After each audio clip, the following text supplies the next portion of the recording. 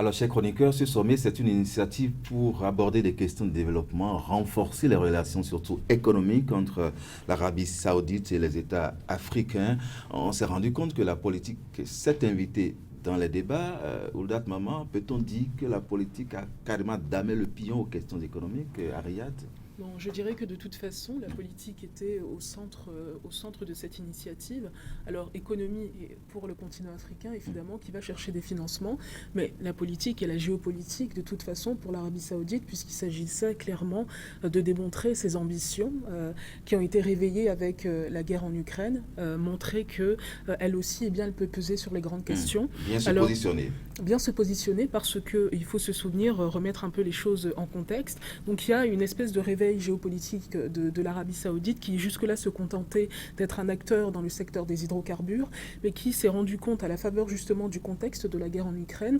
Et lorsque les États-Unis ont demandé à Riyad d'augmenter la production de pétrole pour faire baisser l'inflation, mais également pour asphyxier économiquement la Russie qui était sous embargo, décrété par les États-Unis et suivi par l'Union européenne.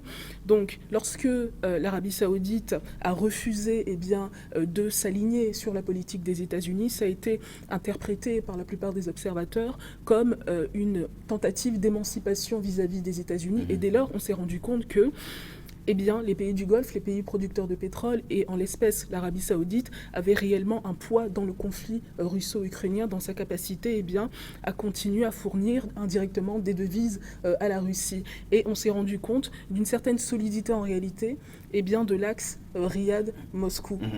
Alors, l'émancipation s'est poursuivie. Il faut la nuancer toutefois parce que l'Arabie saoudite était, du moins jusqu'au 7 octobre dernier, et l'attaque du Hamas sur Israël.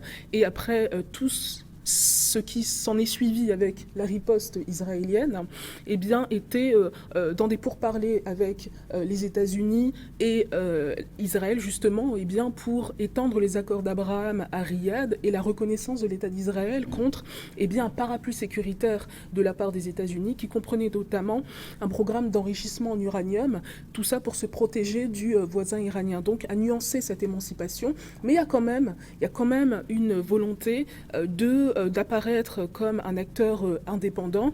Il y a l'adhésion aux BRICS, après, qui a suivi, et quelque peu avant, une normalisation des relations avec l'Iran, médiée là par la Chine.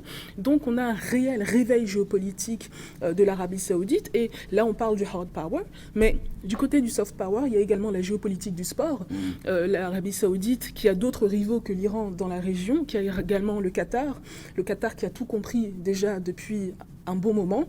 Il a compris qu'être un émirat principalement gazier pour le Qatar, un peu pétrolier mais principalement gazier, ça ne suffisait pas. Pour être sur la carte, il fallait s'exporter autrement. Alors ils ont compris, avec le PSG qui est leur vitrine en termes de sport, mais également la diplomatie, parce que c'est un espace de médiation. On l'a vu avec les otages israéliens, mais de toute façon, c'était un espace de médiation également lors de l'échange de prisonniers entre les États-Unis et puis l'Iran. Donc la chaîne Al Jazeera, qui fait le bruit que l'on sait, qui a l'influence que l'on sait, et puis même sur Internet, agit plus que l'on sait moins, mais qui est clairement lié également au Qatar. Donc c'est quelque chose que le Qatar a compris depuis longtemps, et que l'Arabie saoudite vient de comprendre. Avec, on l'a vu, l'achat de joueurs tels que Karim Benzema et Cristiano Ronaldo, 200 millions de dollars chacun, avec booster la visibilité de la Saudi League en la propulsant comme ça sur des grands canaux internationaux. Donc on a comme ça, et puis la Coupe du Monde de 2034 qui a été attribuée à l'Arabie saoudite. Donc il y a une volonté comme ça de se projeter sur la scène internationale, de se mettre réellement sur le globe. Et puis il y a l'organisation du match entre Francine Ngannou et puis Tyson Fury. Donc voilà, tout ça, c'est des astuces géopolitiques également pour exister aux yeux du monde. Et je pense que le sommet Arabie Saoudite-Afrique s'inscrit également dans cette dynamique-là, étant donné qu'aujourd'hui également, la volonté des grandes puissances, leur ambition se mesure également au volontarisme de leur politique africaine.